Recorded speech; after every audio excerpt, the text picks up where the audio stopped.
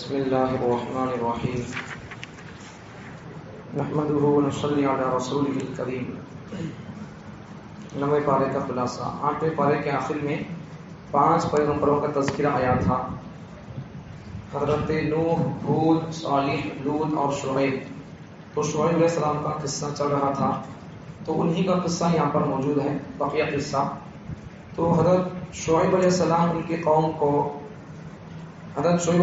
جب ان کی قوم کو سمجھاتے تھے، ایمان کی طرف بلاتے تھے، تو ان کی قوم کے متکبر لوگ ان سے کہا کرتے تھے کہ اے شعیب، تم اور تمہارے ماننے والے لوگ سب بھی ہماری ملت کی طرف لوٹ کر آ جاؤ۔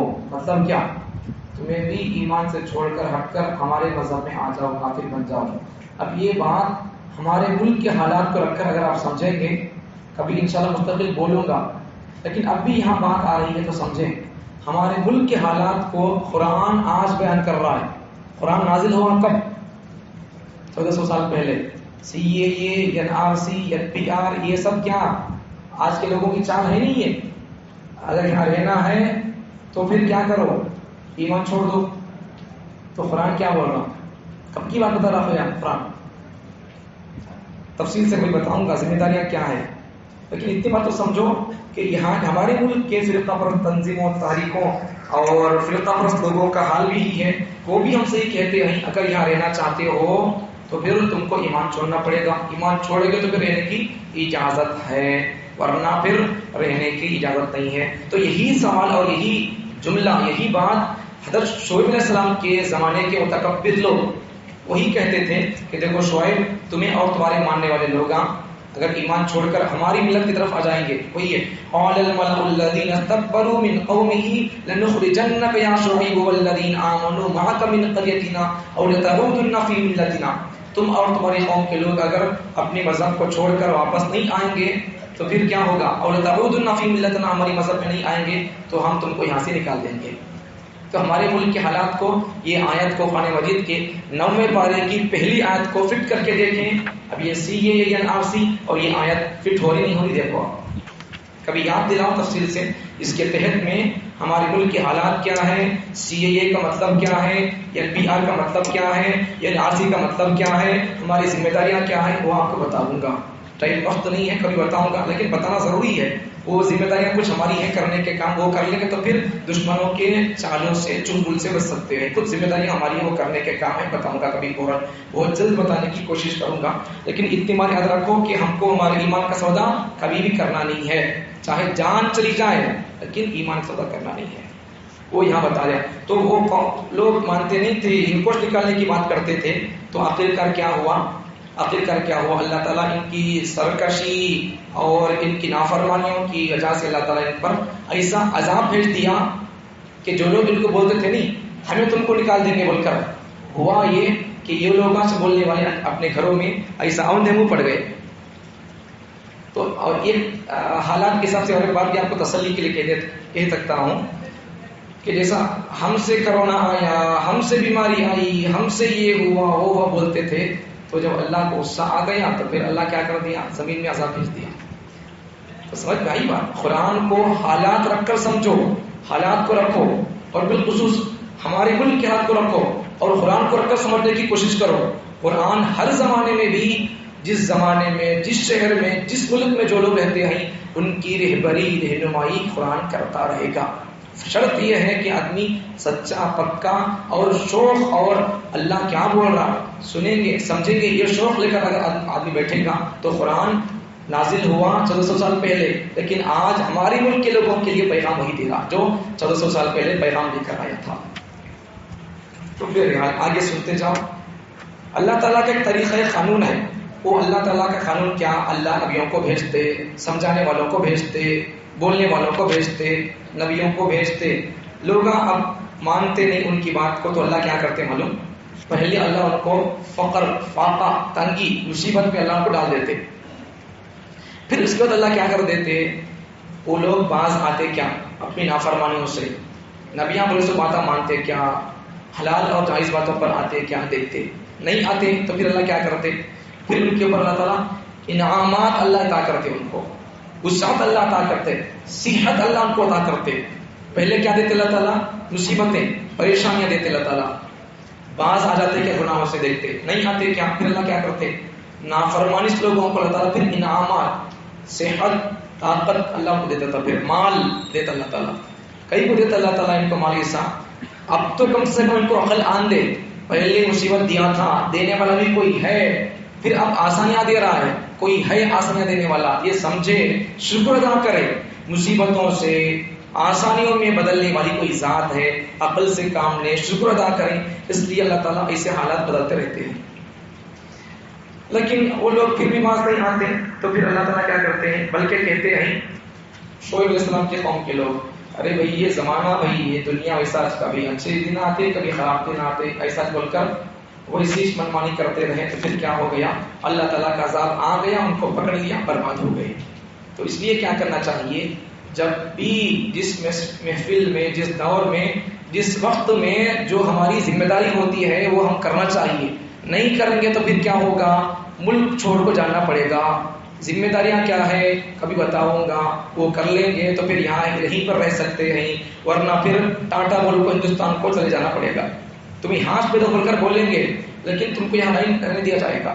نبیوں کو بولی قوم ہو، پھر ہمارے لیے کیا ہے؟ رہنا ہے تو ایمان چھوڑنا پڑے گا. تو اس لیے کچھ ذمہ داریاں ہیں کام کرنے کی، وہ کر لیں گے تو پھر آپ ہندوستانی ہے ثابت ہو جائے گا. کبھی بتاؤں گا. تو اس کے بعد آگے سنو، حضرت موسیٰ علیہ السلام کا اور فرعون کا قصہ یہاں بیان کیا گیا ہے. کوئی جادوگروں کا قصہ، جادوگر آئے تھے، حضرت موسیٰ علیہ السلام کا عصا سانپ بن گیا، فرعون جادوگروں کے سانپوں کو کھا لیا. وہ قصہ یہاں بیان کیا گیا ہے. جادوگروں کے جب جادوگر ہار گئے، موسیٰ علیہ السلام جیت گئے، تو اس کے بعد جادوگر پورے موسیٰ علیہ السلام پر کلمہ پڑھتے، وہ یہاں موجود ہے قصہ. اس کے بعد پھر کیا ہوا؟ حضرت موسیٰ علیہ السلام کے معجزات، ان کے 2 معجزات یہاں بیان کیے گئے. اور بھی معجزات ہیں، 15 پارے میں آئیں گے. اب یہاں 2 معجزات وہ بیان کرتے ہیں. ایک معجزہ کیا؟ حضرت موسیٰ علیہ السلام اپنا ہاتھ بغل کے اندر ڈال کر نکالتے تو ان کا ہاتھ سورج کے سر کا چمکتا تھا. ایک معجزہ تو یہ. دوسرا معجزہ، ان کے ہاتھ میں عصا تھا، کبھی پتھر پر مارتے تو پتھر سے پانی نکلتا تھا. وہی عصا کبھی سمندر پر مارتے تو سمندر راستے چھوڑتا تھا. یہ ان کا معجزہ تھا. اب کیا ہوا؟ تو حضرت موسیٰ علیہ السلام فرعون کی قوم کی طرف آئے اور فرعون کی قوم کو دعوت دی، اللہ کی طرف بلائے. تو فرعون اور اس کی قوم نہیں مانی، جھٹلایا. جھٹلانے پر کیا ہوا؟ جھٹلانے پر اللہ تعالیٰ 5 طرح کا عذاب دیا ان کو. پہلا عذاب طوفان کی شکل میں، دوسرا عذاب ٹڈیوں کی شکل میں، ٹڈیوں کا بھیج کر اللہ تعالیٰ چھوٹے چھوٹے پرندوں کو، ان کو اللہ عذاب دیا. اس کے بعد پھر جوؤں کے ذریعے سے اللہ عذاب دیا. جواں سر میں پڑتے ہیں، جوؤں کے ذریعے سے اللہ عذاب دیا. پھر مینڈکوں سے اللہ عذاب دیا ان کو. پھر خون کا عذاب آیا. یہ 5 قسم کا عذاب آیا. اس لیے جب کبھی یہاں سے ہم کو سمجھنے والی بات، ہمارے لیے پیغام، جب کبھی بندے حق اور سچ بات سامنے آنے کے بعد بھی پھر بھی اپنی پہلی بری روش سے، برے راستے سے ہٹتے نہیں، تو پھر اللہ تعالیٰ کئی سبھی ہوں گے، اللہ عذاب حاصل کر سکتے. ایک عذاب دینا کیا ضروری نہیں ہے. اللہ تعالیٰ ظالموں کو بھی ہمارے سروں پر مسلط کر کے ہمارے اوپر اللہ تعالیٰ ظلم ستم کے پہاڑ توڑواتے رہیں گے. عذاب کی شکلیں مختلف ہو سکتی ہیں. ایک عذاب ہونا کیا ضروری نہیں ہے. عبادتوں کی توفیق نہ ملنا یہ بھی اللہ کا عذاب ہے. عبادت کے اندر، مسجد کے اندر آ جانا، قرآن پڑھنا سننا، پھر مزہ نہ ملنا، جلدی کتنے بجے ختم ہوتی تراویح، ختم ہو جانا چاہیے، اب تک کہیں ختم نہیں ہوئی ہے، کئی بچے آہستہ پڑھ رہے ہیں، ختم ہونا چاہیے. یہ سب عبادتوں کا مزہ نہ ملنا یہ بھی اللہ کا عذاب ہے. سمجھو ان چیزوں کو، بیٹھتے رہیں گے تو سمجھ میں آتا رہے گا، ورنہ سمجھ میں نہیں آئے گا. تو اس کے بعد پھر قوم اب کیا بولتی؟ قوم اللہ کا عذاب آیا نہیں 5 طریقے سے. اب اس کا پھر قوم کی عجیب، دیکھو عجیب حالت قوم کی بھی. قوم آ کے کیا بولتی موسیٰ علیہ السلام سے؟ 5 مرتبہ عذاب آیا. تو جب ایک مرتبہ عذاب آتا تھا آ کر بولتے تھے، پہلے عذاب طوفان کا ہے نہیں، جب آ کر بولتے تھے موسیٰ اللہ سے دعا کرو، ہمیں تمہارے اوپر ایمان لاتی، توبہ کر لیتے، ہمیں معافی چاہتی، ایسا بول کر بولتے تھے. اب موسیٰ اللہ سے دعا کرتے کہ اللہ معافی کرتے تجھے، چھوڑ ڈال اللہ. اب عذاب ہٹ جاتا، پھر وہی سرکشی کرتے تھے، سرکشی کرتے، پھر اللہ کا عذاب آتا، پھر ٹڈیوں کا عذاب آتا، پھر موسیٰ کے پاس آتے بولتے گناہ کرتا ہی معافی چاہتی ہی، پھر اللہ سے بولتے ہیں اللہ معاف چاہتی کرتے نا، ٹھیک ہے معافی کرتے، پھر اللہ عذاب ہٹا ڈالتا. پھر انہوں کیا کرتے؟ پھر نافرمانی کرتے. ویسا 5 بار ایسا ہوا. یہ لوگ بولتے تھے معافی چاہتے تھے، مانتی بول کر اللہ کو، پھر اللہ کا عذاب ہٹ جاتا، پھر سرکشی کرتے، پھر عذاب آتا، پھر بولتے توبہ کرتے بول کر، پھر عذاب ہٹ جاتا، پھر سرکشی کرتے، سب 5 مرتبہ ہوا. تو ہمارے لیے بھی چانس ہے کہ اگر گناہ میں مبتلا ہے، کسی بھی طرح کا گناہ کیوں نہ ہو، تو پھر اگر ہم توبہ نہیں کرتے تو پھر ہمارے اوپر بھی کیسا عذاب آتا معلوم نہیں ہے. موقع مل رہا ہے تو پھر ہمیں سمجھ جانا چاہیے کہ ہمارے اوپر نافرمانی سے اگر ہم باز نہیں آئیں گے تو بڑا عذاب آنے والا ہے. اس لیے نافرمانیوں سے آدمی کو چاہیے کہ آدمی باز رہے، باز آ جائے. اللہ کا ایک ضابطہ بیان کیا گیا. کیا ضابطہ؟ ضابطہ حیات. حضرت موسیٰ علیہ السلام تورات کتاب لینے کے لیے چلے جاتے طور پہاڑ کو. جاتے وقت میں اپنے بھائی کو، اب ہوا کہ اصل میں موسیٰ علیہ السلام پھر دریا پار کر کو چلے گئے ان کی قوم کو لے کر. فرعون اور فرعون کے لوگ دریا کے اندر ڈوب کر غرق ہو گئے. اب اس کے بعد دریا پار کر کے چلے جانے کے بعد موسیٰ علیہ السلام کے لوگ آ کر بولتے قوم ہمارے لیے کوئی شریعت ہو، اللہ کی طرف سے کچھ اصول ہو زندگی گزارنے کے تو اچھا ہوتا بول کر وہاں کو درخواست کرتے. سمجھ آیا؟ تو درخواست کرنے کے بعد اللہ تعالیٰ سے حضرت موسیٰ علیہ السلام بولتے ہیں اللہ ہماری قوم عمل کرنا چاہتی ہے، شوق بتا رہی ہے، سننے کے جذبہ بتا رہی ہے، عمل کر تو مل کر بول رہی ہے، کوئی آپ دستور دے دیجیے عمل کرنے کے لیے. تو اللہ تعالیٰ بولے تمہیں آؤ طور پہاڑ پر آؤ، آ کر تمہیں 1 مہینہ وہاں رہو. اب پھر اللہ تعالیٰ 1 مہینہ رہنے کے بعد پھر بولے اللہ تعالیٰ کہ 1 مہینہ اب ذرا 10 دن بڑھا لو، ٹوٹل 40 دن ہو گئے. تو حضرت موسیٰ علیہ السلام جب جا رہے تھے تو ان کے بھائی ہارون کو قوم کے پاس چھوڑ کو آتے، تمہیں دیکھ لیتے رہو ہماری قوم کو تربیت ان کی اصلاح کرتے رہو بول کر بول کو آ جاتے. تو حضرت موسیٰ علیہ السلام کوہ طور پر جاتے، وہاں پورا 40 دن کر کے آ جاتے، کتاب لے کو آتے. وہ واقعہ یہاں بیان کیا گیا. اس کے بعد میں دنیاوی اور اخروی سزا. اب موسیٰ علیہ السلام جب کتاب لے کو آئے نہیں، جہاں کو 40 دن وہاں اعتکاف میں بیٹھ کر لے کر آنے کے بعد قوم کو دیکھے تو قوم بچڑے کی پوجا میں مبتلا ہو گئی. حالانکہ ان کے بھائی تھے وہاں، ہارون علیہ السلام نبی تھے انہوں بھی، پھر بھی قوم بچڑے کی پوجا میں لگ گئی ہے. بچڑے کی پوجا میں کیسا لگ گئی ہے؟ بچڑا کیسا بات کرتا تھا، کیسا پکارتا تھا، وہ بچڑے کے اندر جان کیسا آئی ہے. 16 پارے میں اس کا تذکرہ موجود ہے، وہاں تک ویٹنگ فار، آپ انتظار کرتے رہیں. جب 16 پارے کا خلاصہ آئے گا تو بچڑے کے اندر جان کیسا آئی ہے، وہ کون آدمی تھا، اس کی بچڑے کو وہ بنانے والا کون تھا، اس کے اندر جان کیسا پڑی ہے، وجہ کیا ہے اس کی، 16 پارے میں وہاں آئے گا. کمنگ سن ہمارا بھی تو انتظار کرتے رہیں. تو اتنی بات یاد رکھیں کہ بچڑے کے اندر قوم پوجا کے اندر مبتلا ہو گئی ہے. پھر اس کے بعد کیا ہوا؟ موسیٰ علیہ السلام آئے، غصہ کرے اپنے بھائی پر بھی، تم کو بول کو گیا تمہیں کیا کرتے رہے، قوم کو کیا بولتے رہے، تمہیں قوم کو بولتے تھے بھائی لوگ، لیکن قوم گمراہ ہوتی چلی گئی. تو اس لیے جب بات آ جاتی ہے تو مان لینا چاہیے. اس کے بعد پھر کیا ہوا؟ وہ لوگ مشرک کی پوجا میں مبتلا ہو گئے تو پھر ان کو دنیا میں بھی عذاب اور مرنے کے بعد بھی ان کو آخرت میں بھی ان کو ذلیل کرنے والا عذاب ہے. اس کے بعد پھر ہمارا نبی صلی اللہ علیہ وسلم کے اللہ اوصاف کو بیان کیا. پہلی صفت نبی صلی اللہ علیہ وسلم کی رسول ہے. رسول کا مطلب کیا؟ جو وہ پیغمبر جو نئی شریعت لے کر آئے تو اسے بولتے رسول. دوسری صفت آپ صلی اللہ علیہ وسلم آپ نبی ہیں. دوسری صفت یہ ہے کہ آپ صلی اللہ علیہ وسلم نبی ہیں.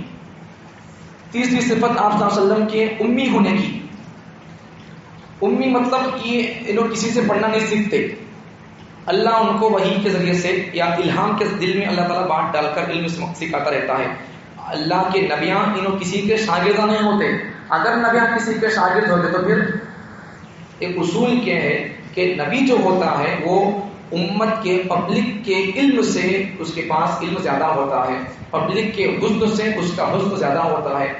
ایسا کچھ چیزیں ہیں، ان چیزوں میں نبی قوم سے زیادہ ہوتا ہے، بڑھ کر ہوتا ہے. تو پھر اگر نبی جا کر قوم کے سامنے کسی کے سامنے اگر شاگرد بن کر علم سیکھیں گے تو پھر نبی کا علم کم ہو کے سر کا ہوتا، کسی آدمی کا، پبلک کا، عام آدمی کا علم ان سے زیادہ حصہ کا ہوتا. اس لیے اللہ تعالیٰ نے نبیوں کو کسی کا شاگرد نہیں بنایا. تو وہی بات ہے. تو ہمارے نبی کے بارے میں ایک لقب نبی کا، ہمارے نبی کا امی. امی کا مطلب کیا؟ ان پڑھ. ان پڑھ مطلب کسی سے پڑھنا لکھنا نہیں سیکھے، اللہ ان کو خود سکھا دیا. نبی کو لکھنا بھی نہیں آتا تھا. ابھی نبی کو لکھنا نہیں آتا تھا تو نبی کی شان کے خلاف نہیں ہے، نبی کی شان ہی ہے. لکھنا نہیں آتا تھا پھر بھی پڑھے لکھے لوگوں سے بھی زیادہ پڑھے ہوئے تھے. تو اسی لیے نہیں ایک مرتبہ کسی جگہ خط لکھنا تھا تو پھر بادشاہوں کے نام تو صحابہ کو بلا کر خط لکھنے والے صحابہ کو بلا کر خط لکھاتے تھے اور قرآن بھی لکھاتے تھے. تو خود اگر لکھنا آتا تو لکھتے تھے، خود لکھنا نہیں آتا تھا. تو نبی کی شان ہے یہ. لکھنا پڑھنا نہیں آتا تھا پھر بھی پڑھے لکھے لوگوں سے بھی بڑی اونچی باتیں کرتے تھے. تو وہ ہے امی لقب. چوتھی صفت نبی صلی اللہ علیہ وسلم کی، نبی کا تذکرہ تورات میں ہے، انجیل میں ہے. اب یہاں سمجھنے کی بات کیا، آخر اللہ فرماتے ہیں کہ اور اس کے ساتھ ساتھ حضرت موسیٰ علیہ السلام کو خطاب بھی ہے کہ آپ صلی اللہ علیہ وسلم کی قوم میں، اللہ موسیٰ سے فرماتے ہیں کہ دیکھو اگر تمہاری قوم میں سے جو لوگ بچیں گے ان کی زندگی میں اگر ہمارے نبی محمد صلی اللہ علیہ وسلم آئیں گے تو پھر وہ لوگ تمہاری تورات کو چھوڑ کر محمد صلی اللہ علیہ وسلم کو فالو کرنا پڑے گا. اب دیکھ لیجئے کہ آخرت تک، قیامت تک آنے والے انسانوں کے لیے نبی، ہمارے نبی محمد صلی اللہ علیہ وسلم پیغمبر ہیں، نبی ہیں، تو پھر موسیٰ علیہ السلام کے ماننے والے لوگوں کے لیے، عیسیٰ علیہ السلام کے ماننے والے لوگوں کے لیے، تو پھر ان لوگوں کے لیے کامیابی کا مدار، اب وہ لوگ سچے یہودی مذہب پر عمل کرنے والے ہیں، سچے عیسائی ہیں، تو ان کی علامت یہ ہے کہ وہ لوگ اپنے دھرم کو چھوڑ کر حضرت محمد صلی اللہ علیہ وسلم کی شریعت اور تعلیمات پر آ جائیں اور محمد صلی اللہ علیہ وسلم کی اتباع کریں. تو یہ ان کا سچے یہودی اور عیسائی ہونے کی علامت اور دلیل ہے. ورنہ پھر محمد صلی اللہ علیہ وسلم کو مانے نہیں سکا، قرآن کو مانے نہیں سکا، حضور کی اتباع نہیں کر سکا، وہ ہمیں یہودی مذہب پر عمل کر رہی، موسیٰ علیہ السلام پر ہم کو محبت اور ان پر ہمارے کو دل ہے، یہ سب جھوٹی باتیں ہیں. تو اللہ یہاں کیا بول رہا، تمہارے لوگوں سے کہو موسیٰ کہ اگر تمہارے لوگوں کی زندگی میں ہمارے محمد صلی اللہ علیہ وسلم آ جائیں تو وہ لوگ ہمارے محمد صلی اللہ علیہ وسلم کو اتباع کرنا پڑے گا. بلکہ حدیثوں میں یہاں تک بھی ہے کہ اگر موسیٰ علیہ السلام سے اللہ فرماتے ہیں کہ دیکھو موسیٰ اگر تمہاری زندگی میں بھی اگر محمد صلی اللہ علیہ وسلم آ جائیں تو تم کو تمہاری کتاب بند کر کے تورات محمد صلی اللہ علیہ وسلم کو فالو کرنا پڑے گا. یہاں تک حدیثوں کے اندر موجود ہے. تو سمجھ میں آ گئی نبی کی شان کیا ہے. تو اس لیے ہم کو بھی ہمارے لیے سبق یہ ہے کہ ہم ہر چیز میں، زندگی کے ہر گوشے میں ہمارے نبی کو فالو کریں. داڑھی میں بھی، بالوں میں بھی، پگڑی اور ٹوپیوں میں بھی، لباس میں بھی، ہر چیز میں، شادیوں میں اور لین دین میں، ہر معاملات میں، ہم ہر چیز میں، زندگی کے ہر شعبے میں ہمارے نبی کی زندگی کو دیکھ کر فالو کریں. آگے اللہ تعالیٰ ختم نبوت کی دلیل یہاں سے قیامت تک آنے والے انسانوں کے لیے، پوری دنیا کے، پورے ملکوں کی، پورے انسانوں کے لیے، پوری قوموں کے لیے ہمارے نبی سب کے لیے نبی ہے.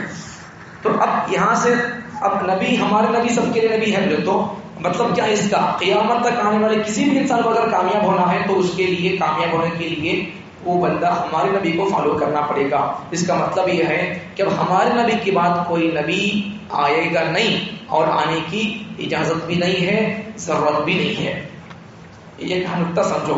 نبی کی ضرورت کب پڑتی معلوم، یہ اچھی پوائنٹ کی بات سمجھو. یہ نقطہ، نبی کی ضرورت نہیں پڑتی ہے. نبی کی ضرورت کب پڑتی معلوم، جب شریعت کا کوئی مسئلہ یا کوئی سوال باقی ہو، اس کا جواب نہیں ہے، تو پھر اس سوال کے جواب کے لیے، کسی مسئلے کے حل کے لیے نبی کو بھیجنا پڑتا ہے. اب کوئی مسئلہ اور کوئی سوال ایسا نہیں ہے کہ جس کا جواب ہمارے پاس نہ ہو. مطلب کیا ہے، تمام سوالوں کا جواب ہمارے پاس موجود ہے، تمام ہمارے مسئلوں کا حل ہمارے پاس موجود ہے. تو اب کسی نبی کو آنے کی ضرورت نہیں ہے. سمجھ میں آ گئی بات. تو یہاں سے ختم نبوت کی دلیل ہے.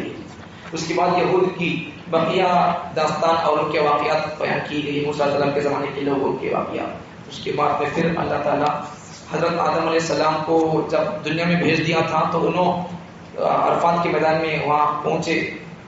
وہاں جانے کے بعد پھر پورے لوگوں کی روحیں موجود تھی. اللہ تعالیٰ وہاں سب سے سوال کیا، تم کو پالنے والا، پیدا کرنے والا میں ہی ہوں، الست بربکم، کیا میں تمہارا پروردگار نہیں ہوں؟ تو اس وقت میں پورے لوگ اللہ کو قالوا بلا، ہاں اللہ آپ ہمارے پروردگار ہیں، یہ جواب دیے تھے. وہ یہاں بیان کیا گیا ہے.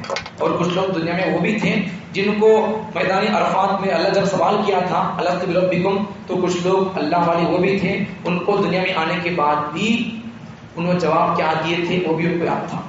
تو جب اللہ وہاں جمع کیا تھا نہیں، اس وقت لوگ چونٹیوں کی شکل میں تھے، باریک باریک روحوں کو جمع کیا تھا. تو اس کے بعد پھر ایک آدمی تھا بلعام باعور کے نام سے، حضرت موسیٰ علیہ السلام کو اللہ تعالیٰ حکم دیے کہ قوم جبارین، یہ قوم تھی، ان سے جہاد کرو، اللہ حکم دیا. تو وہ جبارین، قوم جبارین و قوم جا کر بلعام باعور ایک آدمی تھا، اس کے پاس جا کر بولنے لگی کہ دیکھو موسیٰ اور ان کے لوگ ہم سے لڑنے کے لیے آ رہے، تو میں بد دعا کروں ان کے لیے. تو وہ آدمی بولنے لگا نہیں بھائی، وہ تو پیغمبر بھائی، نبی، ان کے ساتھ اللہ کے فرشتے ہوتے، میں ان کے لیے بد دعا نہیں کر سکتا. تو بول کر بولنا لگا وہ بندہ بلعام باعور. اس کے بعد پھر کیا ہوا، اب ان کی قوم کے لوگ، وہ قوم جبارین کے لوگ، وہ بلعام باعور کے پاس آ کر بولتے نہیں، انہوں نے نہیں کرتا بول کر بولتے، بار بار آ کر بولنے لگے، اصرار کرنے لگے، کرو بھائی بد دعا، ہمارے سے لڑنے واسطے آ رہی، ایسا بول کر بار بار بولے. پھر آخر میں کیا کر ڈالے بنی اسرائیل کے لوگ بلعام باور کو آدمی کو کیا کر ڈالے, اسی طرح پیسہ دیے, رشوت دیے, اسے سود دیے, بدوا کر بول کر. بعد میں وہ بندہ پیسے سود لے کر ان کے لیے اپنی قوم کے لیے بدوا کر دیتا ہوں. اس کی زبان سے موسیٰ علیہ السلام کے لیے بدوا کرنا تھا, لیکن اس کی قوم کے لیے بدوا کر دیتا ہوں. جو الفاظ حضرت موسیٰ علیہ السلام کے لیے بدوا کرنا تھا وہ اپنی قوم جج کر دیتا ہوں. بعد میں کیا ہو جاتا, ان پیسہ لیا سو کہیں کو موسیٰ علیہ السلام کو بدوا کرنے کے واسطے, تو یہ اس کے زبان سے جملے کیا نکلے, اس کی قوم کے لیے بدوا کے جملے نکل گئے. تو اس کی زبان ہے نہیں, سینے تک نکل گئی, زبان منہ سے باہر نکل کر سینے تک آ گئی. کتنا بڑا عذاب ہے, یہ عذاب ہوا. تو اس لیے یہاں سے سمجھنے کا سبق ہمارے لیے کہ علماء کو کبھی بھی چننا مسکا لگانا نہیں. میں سود کھاتا ہوں تمہارے کو 10 سال ڈالتا ہوں, تمہیں 40 بڑھ کر بولتا ہوں, یا پھر میرے بارے میں تمہیں کبھی کیا بولنا کو نہیں, لینا نہیں دینا, چننا مسکا لگانا نہیں, دینا بھی نہیں لینا بھی نہیں, کھاتے بھی نہیں. وہ سبق یہاں سے اگر کھائے گا تو پھر کیا ہوگا, ہماری حالت بھی ایسی ہوگی. وہ بندہ لے لیا پھر اپنی قوم کے بدوا کر دیا, تو پھر کیا ہو گیا, اس کی زبان سینے تک اٹکنے لگی. تو اللہ نہیں فرماتے, ایسا نہیں کرنا چاہیے. پھر اس کے بعد میں اللہ تعالیٰ غیب کا علم اللہ کے پاس ہے وہ بیان فرماتے ہیں. تو کچھ لوگ سمجھتے ہیں کہ نبی کے پاس بھی غیب کا علم ہے, ایسا مل کر سمجھتے ہیں. تو اللہ یہاں فرماتے ہیں کہ غیب کا علم میرے پاس نہیں ہے. نبی صلی اللہ علیہ وسلم فرماتے ہیں اللہ ہی کے پاس غیب کا علم ہے, وہ یہاں فرمایا گیا ہے. اس کے بعد میں امام کے پیچھے قرات کرنے کے بارے میں, امام کے پیچھے قرات کرنا نہیں کرنا. یہاں آیت قرآن مجید کی آیت ہے, اسے بولتے ہیں قرات خلف الامام. تو دیکھو نمازیں 2 طرح کی ہیں. کون سی بولو, گھٹو زور سے پڑھنے کی نمازیں اور آہستہ پڑھنے کی نمازیں. تو زور سے پڑھنے کی نمازوں کو بولتے ہیں جہری نمازیں, آہستہ پڑھنے کی نمازوں کو بولتے ہیں سری نمازیں. اب جہری نمازیں زور سے پڑھنے کی نمازیں کون سی, فجر, مغرب, عشاء, ان میں قرات زور سے کرتے. سری نمازیں کون سی آہستہ پڑھنے کی, اثر, ظہر, یہ 2 نمازیں. تو اللہ تعالیٰ قرآن مجید میں بھی آیت میں 2 حکم اللہ دیے. نمازیں 2 قسم کی ہے, اور اللہ آیت کے اندر حکم بھی 2 طرح کے دیا. جب قرآن پڑھا جائے تو فاستمعوا, سنو. تو کیا کرو, فجر میں, مغرب میں, عشاء میں قرات زور سے کرتے تو سنو توجہ سے, اللہ فرماتے ہیں. تو نماز 2 طرح کے, سری اور جہری, اور حکم بھی آیت کے اندر 2 طرح کے. تو جب قرات زور سے کی جائے, قرآن مجید فجر میں, مغرب میں, عشاء میں زور سے پڑھتے قرات امام صاحب, تو کیا کرو, فاستمعوا, غور سے سنو. ہو گیا. دوسرا حکم کون سا, ظہر اثر میں نماز میں قرات کرتے لیکن آہستہ کرتے, تو اس وقت کیا کرو, فانصتوا, خاموش رہو. تو سمجھ میں آ گیا بات. پڑھنے سننے آتا ہو تو کیا کرو, غور سے سنو. سننے نہیں آتے تو کیا کرو, خاموش رہو. پڑھنا نہیں پیچھے قرات, سنا پڑھ دینا, خاموش رہنا, نہیں پڑھنا, آیا تو بھی نہیں پڑھنا. یہ یہاں بتایا گیا. اس کے بعد سورہ ختم ہو گیا. اس کے بعد سورہ انفال. انفال کا مطلب یسٹا چیزیں. یسٹا چیز کا مطلب کیا, مطلب مالی غنیمت کے احکام اس سورہ کے اندر بیان کیے گئے ہیں. اور مالی غنیمت میں جب جنگ بدر کے اندر فتح ہوئی مسلمانوں کو, پہلی جنگ مسلمانوں کی, تو اس کے بعد مالی غنیمت مسلمانوں کے ہاتھ آیا تو مسلمانوں میں اختلاف ہو گیا تھا. تو اس وقت اللہ تعالیٰ نے آیت نازل کر دی ہے کہ یہ مال کے بارے میں کون فیصلہ کرنا ہے, یہ اللہ کے اختیار, اللہ رسول کے اختیار میں ہے. انہوں کس کو کتنا اختیار, کتنا دے دیں, کتنا لے دیں, وہ ان کے اختیار میں ہے. وہ بات بیان کی گئی ہے. اور مالی غنیمت میں کسے کتنا حصہ دینا ہے وہ 10ویں پارے کے کل کے خلاصے میں آئے گا. تو اس کے بعد بھی اللہ تعالیٰ مومنوں کی اللہ صفات کو بیان کیا. یہاں مومنوں کی صفات کیا, پہلی صفت خوف خدا ہو, اللہ کا خوف ہونا. دوسری صفت تلاوت کے ذریعے ایمان کو تازہ, ایمان کو بڑھاتے رہیں. جب تلاوت کی جاتی ہے تو مومن مسلمانوں کے دل کے اندر اللہ کا کلام کا مزہ آتا رہتا. اب پڑھتے پڑھتے کبھی کبھار ترائی بھی کیا ہوتا, میں زور سے پڑھتا رہتا نہیں, کبھی کبھار وہ مزہ, وہ پڑھتے پڑھتے جوش آ جاتا. ویسا سننے والوں کو بھی پڑھتے پڑھتے ویسا مزہ آ جانا, اور اللہ کیا مزہ ہے قرآن کے اندر, کیا لذت ہے قرآن کے اندر, ویسا مزہ آ جانا سنتے سنتے. تو وہ دوسری صفت. ایک صفت اللہ کا خوف ہو مومن کی. دوسری صفت ایمان, جب قرآن پڑھا جاتا ہے ان کے سامنے اللہ کا نام لیا جاتا ہے, اللہ کا ذکر کیا جاتا ہے تو ان کو مزہ آ جاتا. تیسری صفت اللہ پر ان کا توکل ہوتا ہے.